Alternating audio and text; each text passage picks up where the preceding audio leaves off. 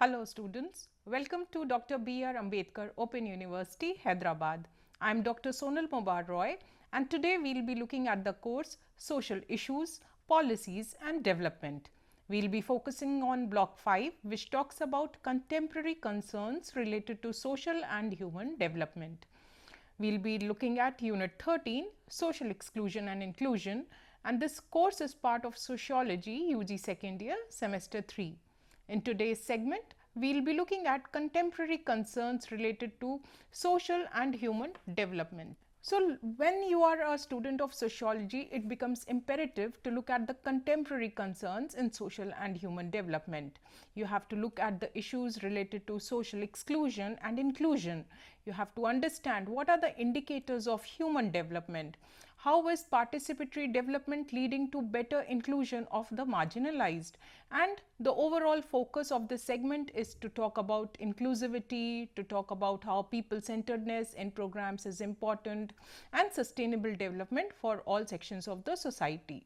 So, once we are talking about social exclusion and inclusion, we have to understand what are the indicators, what are the factors that limit the participation of the marginalized, the vulnerable people in social, economic, political and cultural dimensions of their life. These categories include SCs, STs, minorities and women, and they are the major groups that are excluded from various walks of life on pretext of their gender, their category, their social category.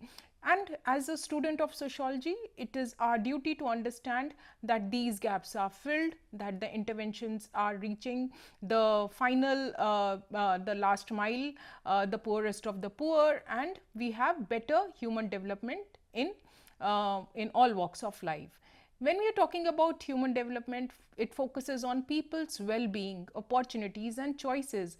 We ensure that all the people, including the SCs, STs, minorities and OBCs, they get the equal access to interventions to enjoy the fruits of development.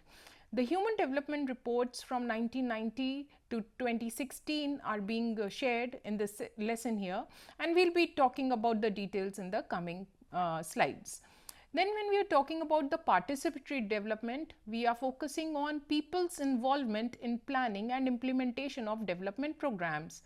The whole idea is to promote equitable distribution, self-reliance, local capacity building and social change. So, the whole idea of this course here, which talks about contemporary concerns in social and human development, is making sure that people coming from the marginalized sections of the society, from the lowest ladder of the social groups, they are able to participate in the whole process of development, they are able to enjoy the fruits of development, there is equity, there is social justice, and we will be looking at the factors for achieving the same. Human development is an approach that is focused on people and their opportunities and choices. In 1990, the first Human Development Report was introduced. It brought in a new approach for advancing human well-being. So, you can well imagine that it was quite late when the so-called bodies of welfare programs started focusing on human development, on human well-being. An effort has been made in this chapter to provide the essence of the Human Development Reports with special reference to India since 1990 to 2016. I will be also sharing the latest indicators as we proceed further.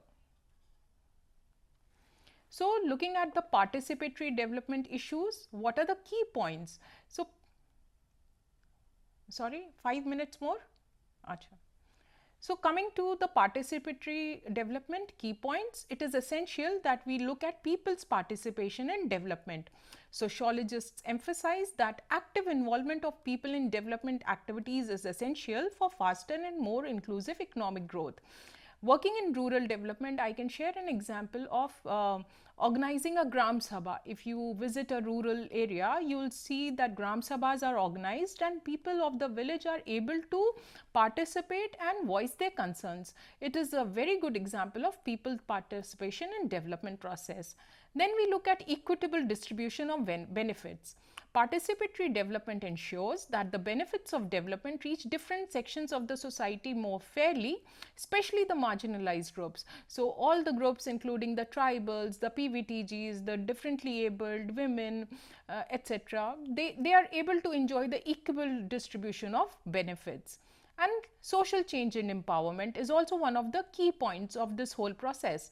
Participation in development programs encourages awareness, collective action, and social transformation within communities. So there's a sense of belongingness. People are able to voice their concerns, they come together for shared interests, and then there is also overall participation looking for social change. So these are certain participatory development key points. Then also there is a involvement of people in planning and implementation process. It strengthens local ownership and improves the effectiveness of development programs. Hence, when we have the Gram Sabhas, people are able to prepare for the upcoming financial budget, upcoming financial year, share their priorities and plan for better allocation of resources. Then there is participation for development of and promotion of self-reliance. Then people have in rural communities, they are enabled to contribute actively to their development. Then there is focus on capacity building. Participatory development helps communities build local skills, leadership, and the ability to manage and negotiate development activities independently. The self-help groups, the called the women's movement, is one of the good examples for capacity building, wherein we see the formation of SHG groups, and the women, those who are part of SHG groups, have actually felt quite skilled and empowered. And then we have a focus on sustainable development, wherein we consider an approach for accelerating community development and achieving sustainable progress in developing nations. So once this process starts at grassroots levels, it can actually go up to the national level. And when we are talking about issues like Viksit Bharat 2047, these are certain key issues that we should keep in mind. We should ensure that people at the grassroots levels are part of the planning process. They are able to voice their concerns. They are able to raise the issues which are of interest at the grassroots level. There are no biases. There are no power dynamics at play, and people are able to enjoy their freedom and achieve justice and equity. So these are certain key points that are quite essential when we are here to understand. So finally, we should understand that this whole human development process is a long drawn process. It is just not segmented, or it's not the part of central government or state government. It starts actually at the local level, at the grassroots level. So people at the grassroots, once they are empowered, they are able to identify local issues, use their indigenous knowledge, they are acknowledged, and then they have a platform to voice their concerns. That is when we can have a equitable, justice driven society, and then we can talk about 2047 Viksit Bharat. So all this is essential to achieve if we are talking about human development in a broader sense. Thank you so much.